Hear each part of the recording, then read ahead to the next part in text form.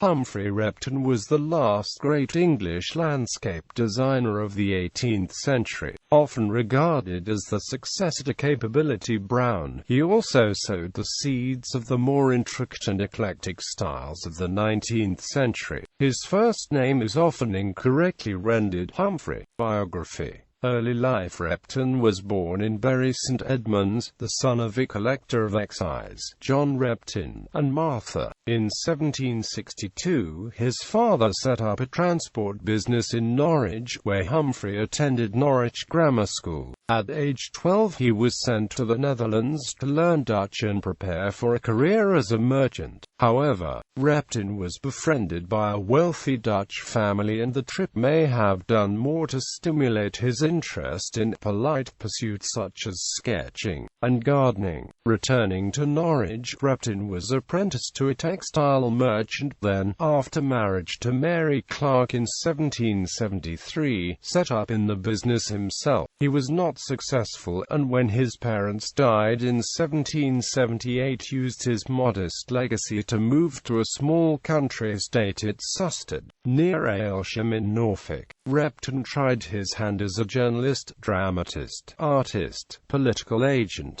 and as confidential secretary to his neighbour William Wyndham of Felbrigg Hall. During Wyndham's very brief stint as secretary to the Lord Lieutenant of Ireland, Repton also joined John Palmer in a venture to reform the mail coach system, but while the scheme ultimately made Palmer's fortune, Repton again lost money. Repton's childhood friend was James Edward Smith, who encouraged him to study botany and gardening. Smith reproduces a long letter from Repton in his Letter and Correspondence. He was given access to the library of Wyndham to read its works on botany.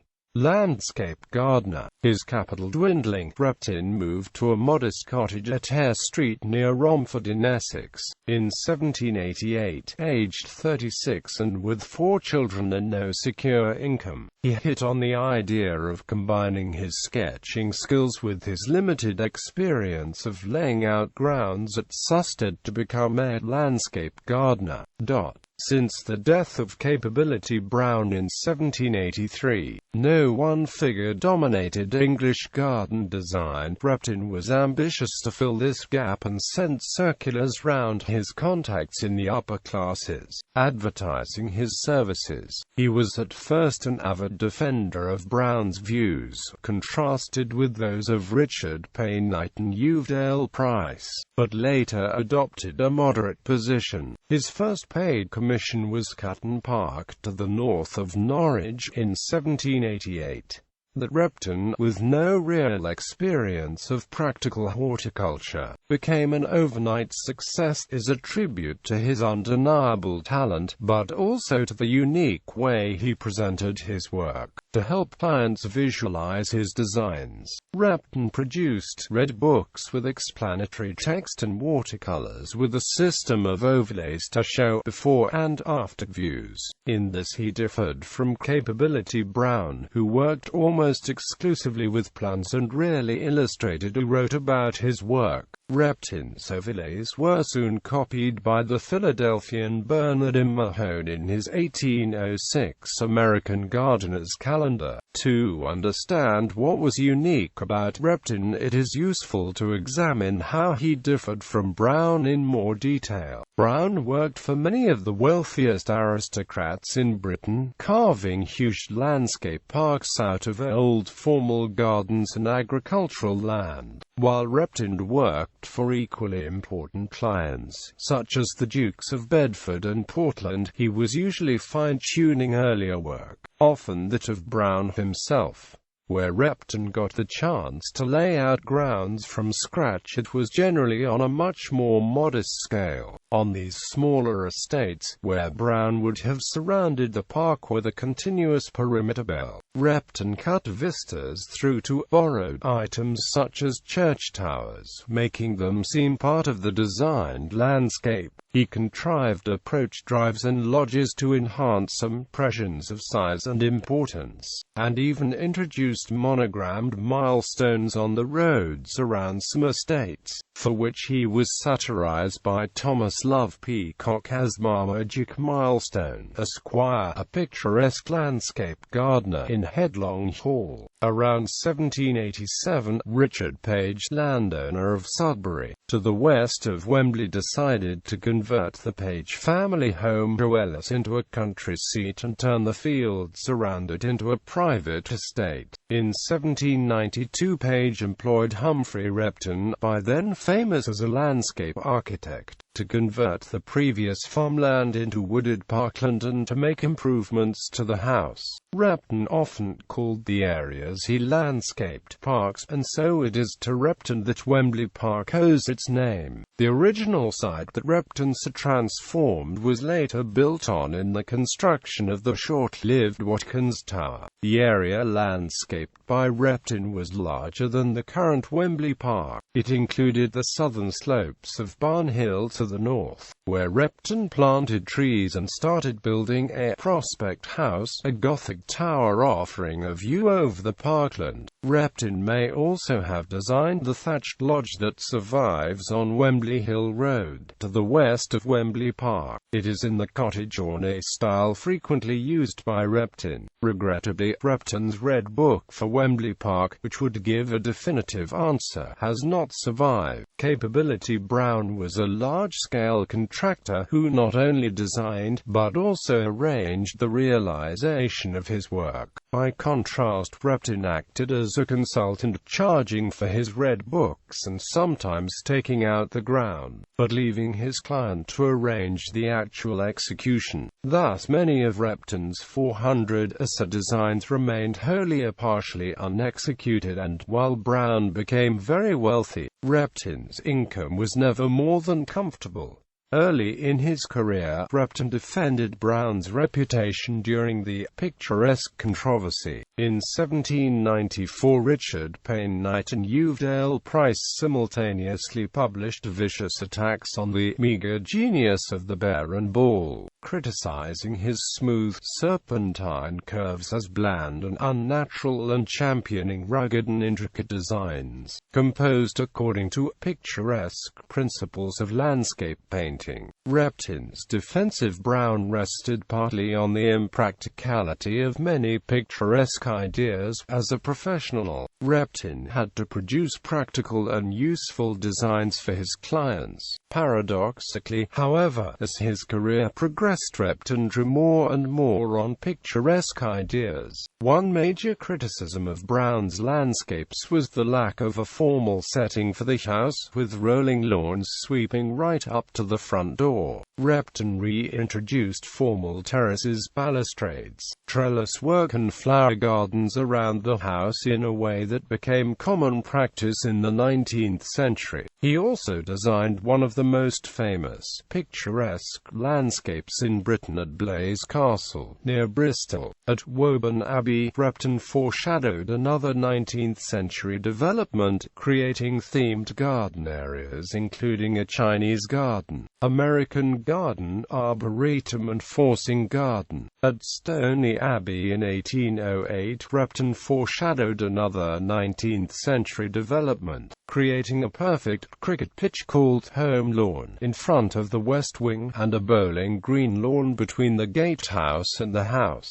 Success at Woburn earned him a further commission from the Duke of Bedford. He designed the central gardens in Russell Square, the centerpiece of the Bloomsbury development. The gardens were restored with the additional help of archaeological investigation and archive photographs to the original plans, and are now listed as Grade 2 by English Heritage. The square was to be a flagship commission for Repton and was only one of 3 within the central London. Buildings played an important part in many of Repton's landscapes. In the 1790s he often worked with the relatively unknown architect John Nash, whose loose composition suited Repton's style. Nash benefited greatly from the exposure, while Repton received a commission on building work. around 1800. However, the two fell out, probably over Nash's refusal to credit the work of Repton's architect son John Eddy Repton. Thereafter, John Eddy and Repton's younger son George Stanley Repton often worked with the father, although George continued to work in Nash's office as well. It must have been particularly painful for Repton when Nash secured the prestigious work to remodel the Royal Pavilion at Brighton for the Prince Regent, for which Repton himself submitted innovative proposals in an Indian style. In 1811, Repton suffered a serious carriage accident which often left him needing to use a wheelchair for mobility. He died in 1818 and is buried in the churchyard at Aylsham, 3 roads close to the vicinity of his cottage at Hare Street in the Gardere Park area of Romford were named after him: Repton Avenue, Repton Gardens and Repton Drive, respectively. A small plaque was unveiled in his memory on the 19th of April 1969 on the site of his cottage, now rebuilt as a branch of Lloyd's TSB, situated on the junction of Hare Street and Balgores Lane. Publications. Repton published 3 major books on garden design: Sketches and Hints on Landscape Gardening, Observations on the Theory and Practice of Landscape Gardening, and Fragments on the Theory and Practice of Landscape Gardening.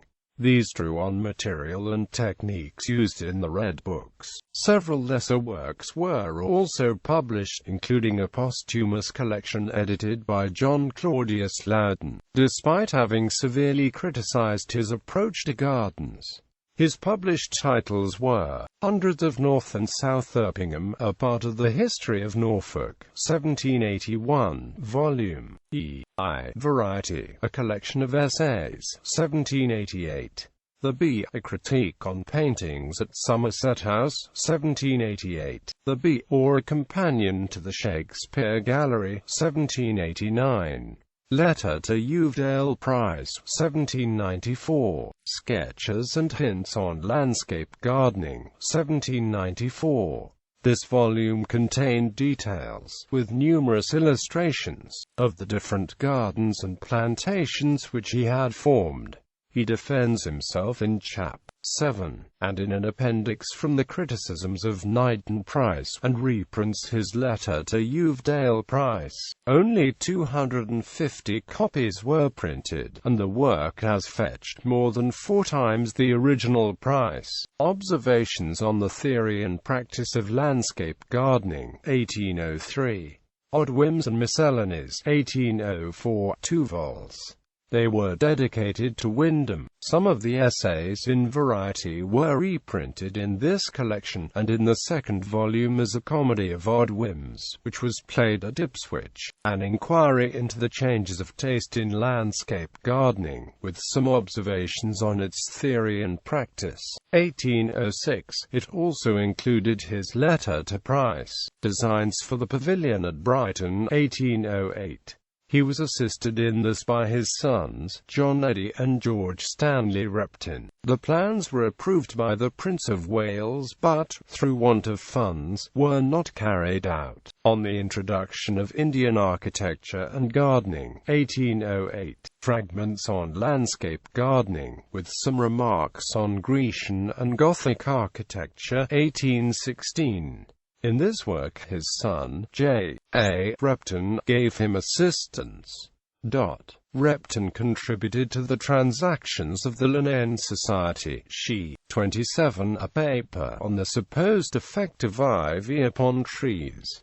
List of gardens. Repton produced designs for the grounds of many of England's foremost country houses: Anthony House, Ashridge House, Ashton Court, Attingham Park, Bayham Abbey, Blaise Castle, Bulwig Hall, Broke Hall, Bronsbury Park, Burley on the Hill, Cassiobury Park, Catton Park, Old Catton, Norwich, Clumber Park, Cobham Hall, Corsham Court, Courtine Hall, Crewe Hall, Culford Hall, now Culford School, Dagenham Park, Essex, Durham Park, East India Company College, now Haileybury, Ensley House, Gosfield Place, Grovelands Park, Gunton Hall, Hanslow Park, Harewood House, Hatchlands Park, Hyams Park, Woodford, Highlands House, Chelmsford, Kenwood House, Kensington Gardens, alterations, Kidbrooke Park, now Michael Hall School, Lee Court, Longleat House, Plasnaworth, Pentilly, Road Hall, Royal Pavilion at Brighton, Royal Fort Bristol, Rudding Park, Harrogate, Russell Square, Bloomsbury, Sarsden, Scrivelsby, Shardlows, Sheringham Park, Stanage Park, Stanmer Park, St John's Park, Ryde, Isle of Wight, Stoke Park, Buckinghamshire, Stoney Abbey, Stubbers, North Ockendon, Sufton Court, Herefordshire, Sundridge Park, Tatton Park, Thoresby Park, Trent Park, Upwick, Wanstead Park, Worsley Park, Warley Woods, Warren House, Loughton, Wembley Park, West Wickham Park, Wingerworth Hall, Woburn Abbey. Exhibit. Permanent Repton exhibit including facsimile of his Red Book at Sheringham Park.